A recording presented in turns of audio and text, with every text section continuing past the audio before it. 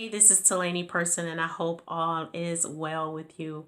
I want to talk to you about God's grace and how it's connected to desires of the heart. One definition of God's grace is divine influence on the heart. God's grace is divine influence on the heart.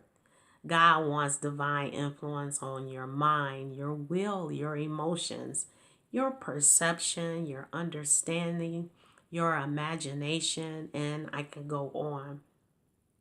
Why does He want that? Well, there are two areas in your life that God seeks to have divine influence over.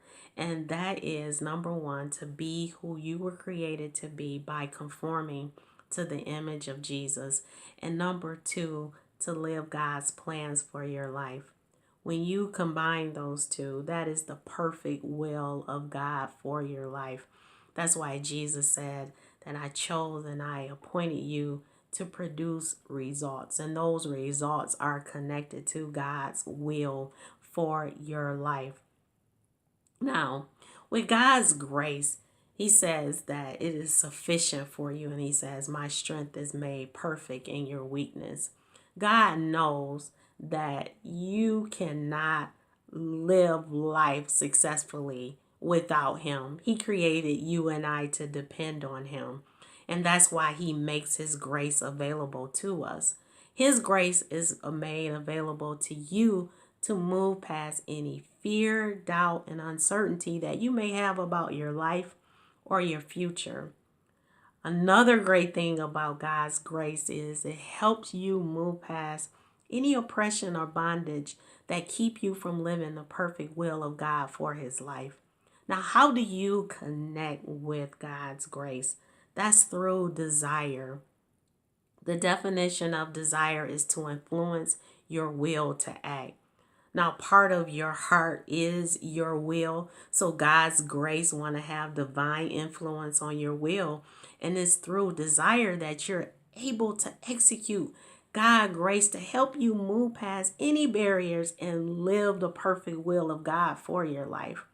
And He says in His word that He satisfied the desire of every living thing by opening His hands. And so He satisfies you and open His hands, which is His grace extended to you, where you are fully satisfied with life. So what does that mean? I'll just talk about the importance of trusting God. One of the opportunities that came before me was actually from two different people wanting to connect, and there was a financial opportunity, but I turned it down.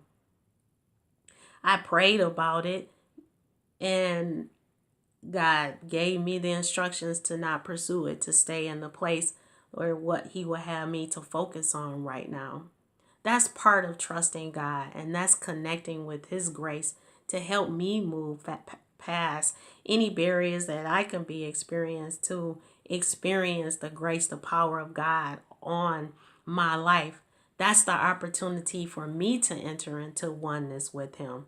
That's the same for you. So, what was I doing? I'm giving you that example because that was an example of me trusting God with my plans that I come up with, but giving Him those plans, which is a form of desire, and saying, what do you want me to do with this? It's important when you are dealing with your life plans that you're not seeking opportunity, but you focusing in on trusting God. That's the level of trust where God gives you guidance. He gives you instructions on how you to move forward with the desire in your heart. So what does trust look like? I'll share two things with you. Number one, trust is leaning not to your own understanding, meaning not leaning to your own thoughts, your ways, or how you think things should be, but instead trusting God through His word, understanding His thoughts and His nature, how He expects for you to execute the desires that's in your heart. And the second part is acknowledging Him in all of your ways.